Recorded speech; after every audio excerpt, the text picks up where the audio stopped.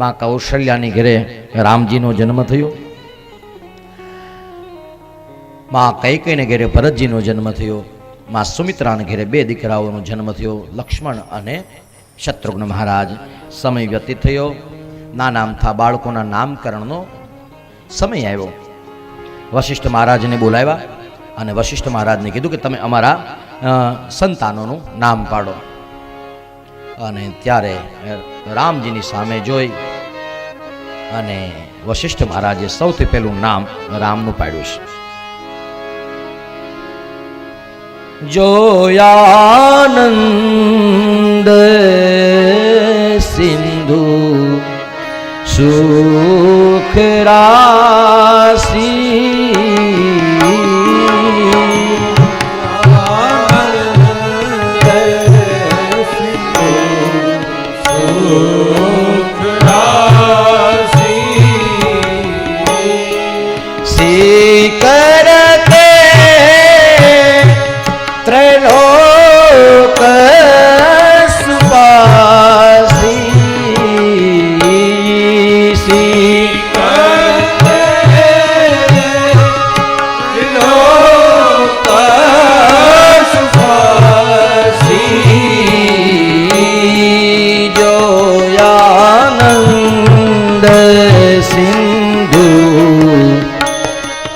સુખ રાશી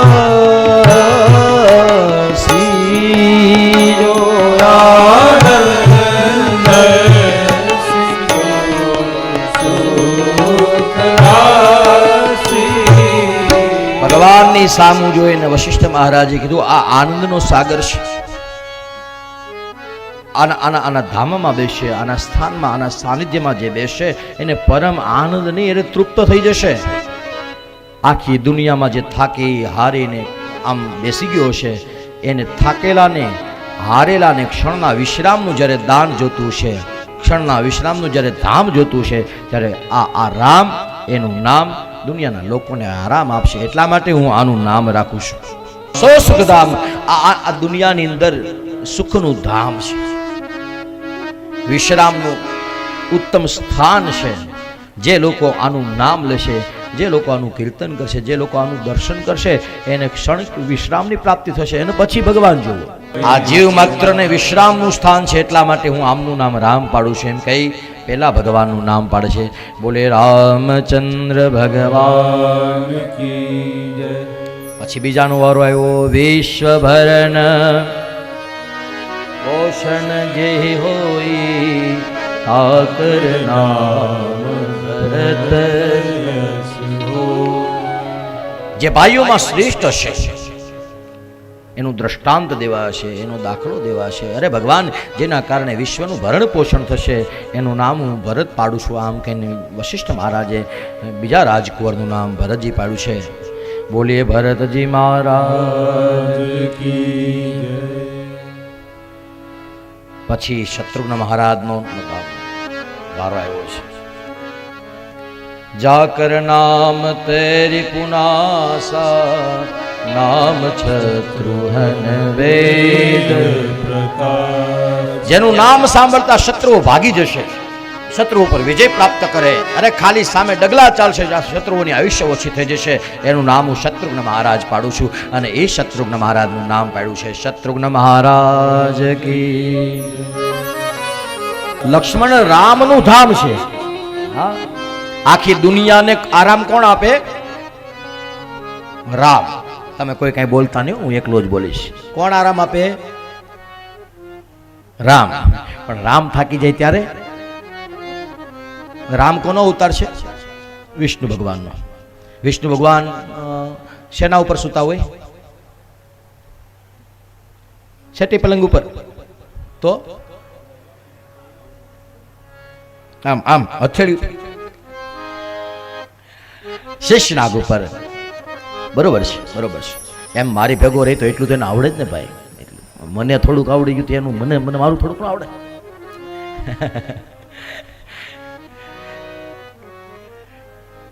એટલે લક્ષ્મણ ધામ રામ પ્રિય સકલ જગત આધાર, આખી દુનિયાને આરામ દેનારા રામ જ્યારે થાકી જશે ત્યારે એ રામને આરામ દેવા માટે શ્રેષ્ઠ નાગનો અવતાર લક્ષ્મણ સતત એમની જોડે રહેશે. એટલા માટે એમનું નામ પાડ્યું છે. બોલીએ લખનજી મહારાજ કી જય. પછી સમય વ્યતીત થયો. ગુરુગ્રહ પઠન ગયે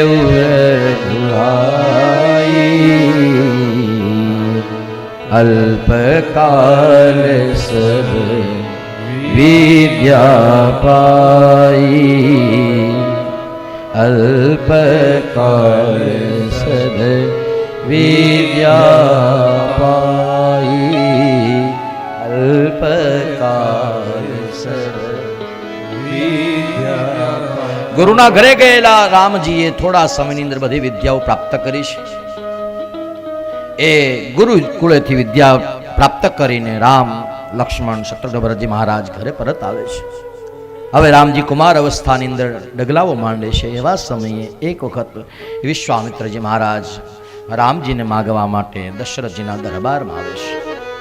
અને આવી અને સ્વાગત કર્યું વિશ્વામિત્રજી મહારાજનું. દશરથજી મહારાજે કે મહારાજ, તમારા જેવા ઋષિમુનિઓનું સ્વાગત કરવા માટે અમારે તમારા સામે આવવું જોઈએ. તમે અમારા રાજમહેલમાં અમને આજ્ઞા કરી હોત તો અમે તમને તેડવા આવત, અમે તમારી પૂજા કરત, અમે તમારું સ્વાગત કરી. અને આ જ શોભા છે ભગવાન. એટલે રાજાએ નમસ્કાર કર્યા. નહીતર દશરથજીના ગુરુ વશિષ્ઠ મહારાજ હતા, છતાં વિશ્વામિત્રજી મહારાજનું સ્વાગત કર્યું છે. અને પછી પૂછ્યું છે કે કેમ આવવાનું થયું. અને ત્યારે વિશ્વામિત્રજી મહારાજ કહે છે, અનુજ સમેત દેહુ રઘુનાથ. મારે રામની જરૂર છે, મારે લખનની જરૂર છે. દશરથજી કે પણ શા માટે?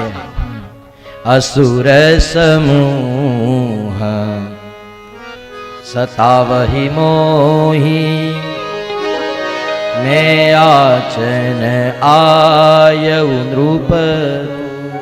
મને અસુરો સતાવે છે. જ્યારે યજ્ઞ કરું ત્યારે યજ્ઞની અંદર હાડકા હોમવા વાળા, રુધિર નાખવા વાળા, આ બધું નાખવા વાળા જે અસુરો છે એ મારા યજ્ઞને. અને અસુર એટલે કોઈ એવા કઈ સિંગડા પૂછડા વાળા નહોતા. અને હાડકા એટલે બીજું કાંઈ નહીં ભગવાન.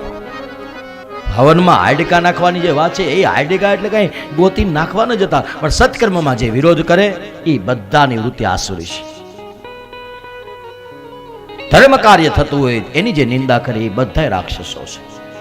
મંદિરોએ જતા વૈષ્ણવો, હરિભક્તો કે કથામાં જતા એ શ્રોતાઓની જે નિંદા કરે એ બધા રાક્ષસો છે. એટલા માટે શાસ્ત્રને જ્યાં જાણે છે એ બધા લોકોએ દશરથજી મહારાજની પાસે આવેલા. વિશ્વામિત્રજીએ કીધું મારે રામજી જોઈએ છે.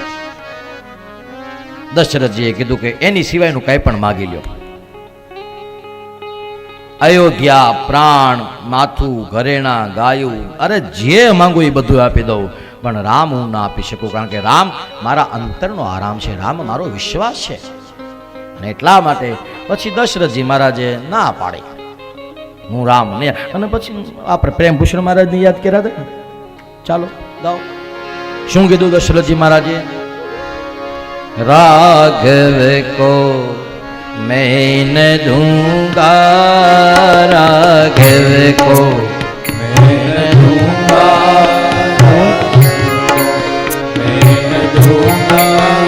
मुनिनाथ मल के मुनिनाथ मल के राघव को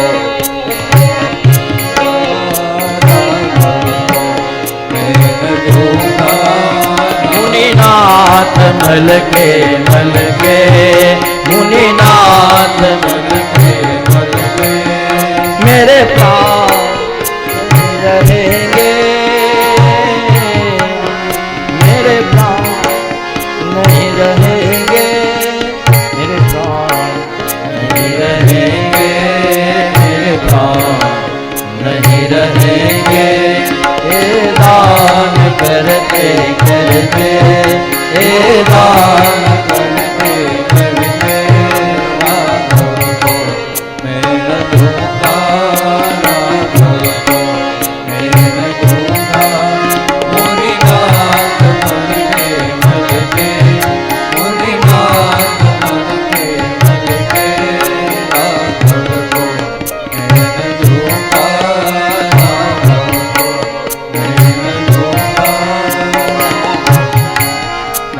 વિશ્વામિત્રજી મહારાજને દશરથજીએ ના પાડી મના કરી કે ભગવાન પ્રાણ દેહ કંઈ પણ માગી લ્યો પણ હું રામ ના આપી શકું, અને ત્યારે રામ સિવાય મારે કશું ન જોઈએ. ભગવાન તમે વિચારો તો ખરા, આ દેશના ઋષિ મુનિઓને કેટલો અધિકાર, નહીતર બીજું બધું મંગાય પણ સંતાન થોડું મંગાય, પણ રામચરિત માનસની અંદર વિશ્વામિત્રજી રામને માગ્યા છે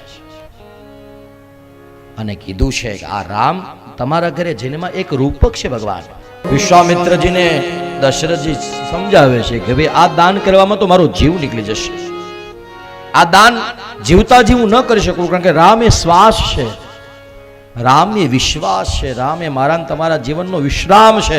જો વિશ્રામ રામ શ્વાસ બધું જતું રહે તો દશરથજી કે આના માટે તો આજીવન વાટ જોઈશે. ચોથે પન પાયવું સુતચારી, દશરથજી એવું કીધું કે ચોથી અવસ્થામાં મને દીકરાઓનો આનંદ મળ્યો છે, એટલા માટે મને એનાથી વિમુખ ન કરો મને. અને આમ પણ પછી વશિષ્ઠ મહારાજાએ કીધું છે કે મહારાજા કોઈ સામાન્ય પુરુષ કે સામાન્ય દીકરો દીકરી હોય તો એ તમે તમારો કરીને રાખી શકો, પણ કોઈ એવી અનમોલ વસ્તુ તમારા ફળિયામાં પેટ્રોલનો કૂવો નીકળે તો ગવર્મેન્ટ લઈ લે, એમ સંત જન્મે એ મા બાપ માટે ન હોય, એ તો આખા જગત માટે હોય છે, આખી દુનિયા માટે હોય. એક અને બ્રહ્માનંદ કહે છે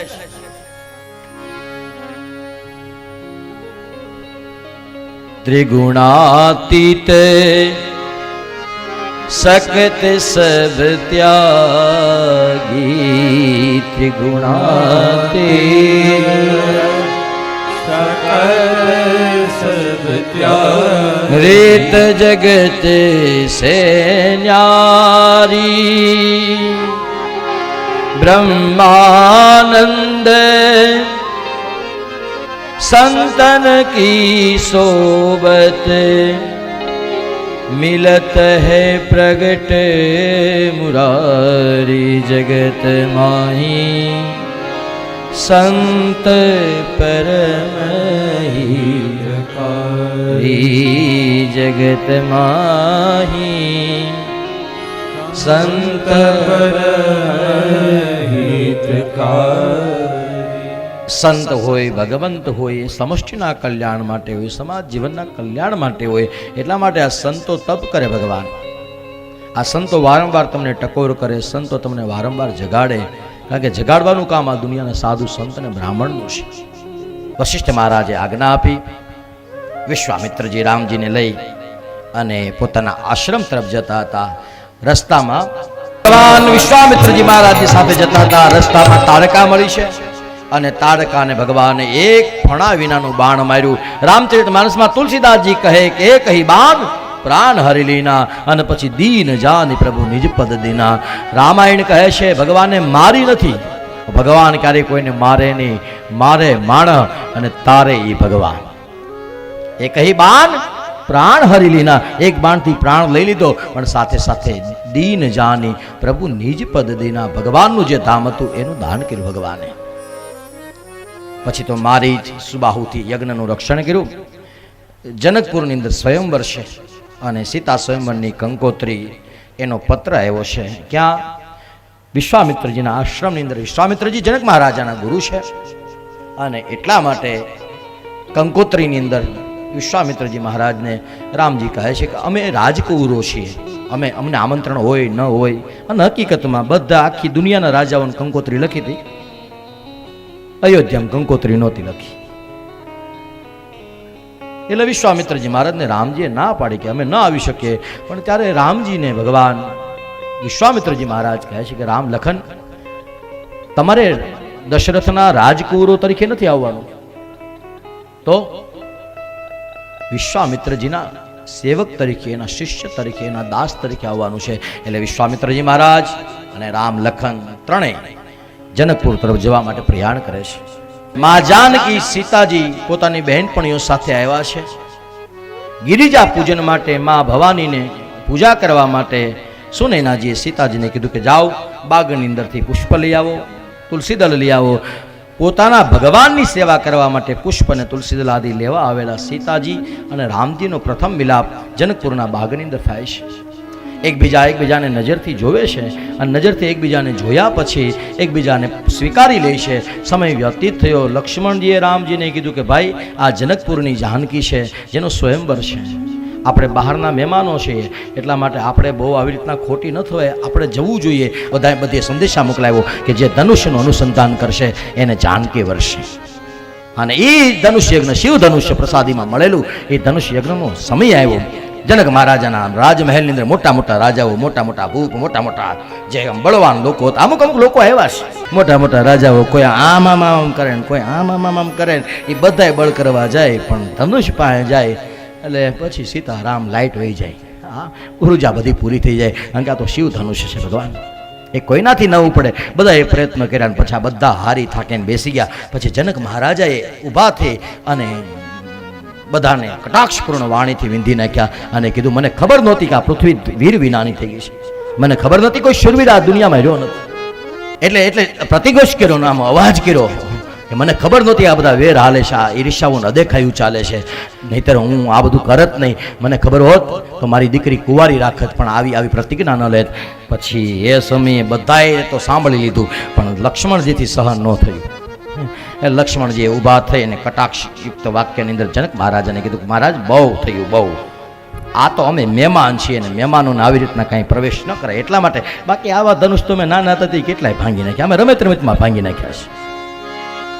પણ રામજી હાથ પકડીને બેસાડેલા, બેસી જા, તારો વારો નથી, પેલા મારો વારો છે. વિશ્વામિત્રજી મહારાજની સામે બે હાથ જોડીને પૂછ્યું, મહારાજ શું કરું? અને ત્યારે ઉઠાવું, રામ ભંજાવું ભાવ ચાપા, જાઓ રામ, નીચે ઉતરો અને ધનુષ્યને ભાંગો. ગુરુને પગે લાગ્યા છે. શિવ ધનુષ્ય પાસે આવીને બે હાથ જોડી ભગવાન ભોળાનાથને યાદ કર્યા છે. અને એ સમયે ધનુષ્ય ભંગ થયો. સીતાજીના હાથમાં રહેલી વરમાળા સીતાજી લઈને આવ્યા અને વરમાળા હતી સીતાજીએ રામના ગળામાં પહેરાવી. આજ સુધી રામજી એકલા હતા, પણ હવે શું થયું? સિયાવર રામ